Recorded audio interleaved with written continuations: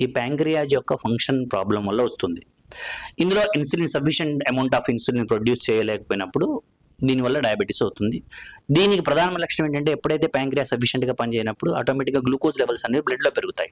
అందుకే మనం హాస్పిటల్కి వెళ్ళినప్పుడు బ్లడ్ గ్లూకోజ్ టెస్ట్ చేస్తారు. అందులో before fasting, after fasting, before food, after food అంటారు. దాన్ని తీసుకోవడం జరుగుతుంది. దాని వేరియేషన్ అబ్జర్వ్ చేస్తారు.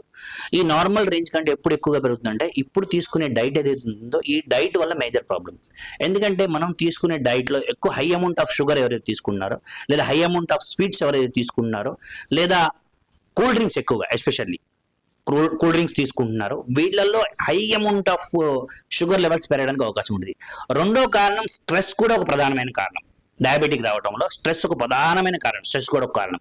ఎస్పెషల్లీ సాఫ్ట్వేర్ ఎంప్లాయీస్లో నైట్ టైం ఎవరైతే మేలుకుంటారో, లేట్ నైట్ నిద్రపోతారో, లేట్ నైట్ తింటారో, లేట్ మార్నింగ్ లెగుస్తారో, వీళ్ళల్లో డయాబెటిక్ రావడానికి 100% ఛాన్సెస్ ఉన్నాయి. ఎందుకంటే బయోలాజికల్ యాక్టివిటీ స్లో అయిపోతాయి. నైట్ టైం అన్ని ఆర్గాన్స్ కూడా స్లోగా పనిచేస్తాయి. కానీ హై డైట్ ఇస్తాం మనం రాత్రి పూట, హై అమౌంట్ ఆఫ్ ఫుడ్ ఇస్తాం, లేదా హోటల్స్ నుంచి కానీ, లేదా రెస్టారెంట్ నుంచి కానీ, లేదా స్వీట్స్ కానీ, డ్రింక్స్ కానీ, ఇవన్నీ హై అమౌంట్ ఇచ్చినప్పుడు ప్యాంక్రియాజ్ మీద లోడ్ ఎక్కువ అవుతుంది. కాబట్టి ప్యాంక్రియాజ్ అనేది సరిగా ప్రాపర్గా పనిచేయడం జరుగుతుంది.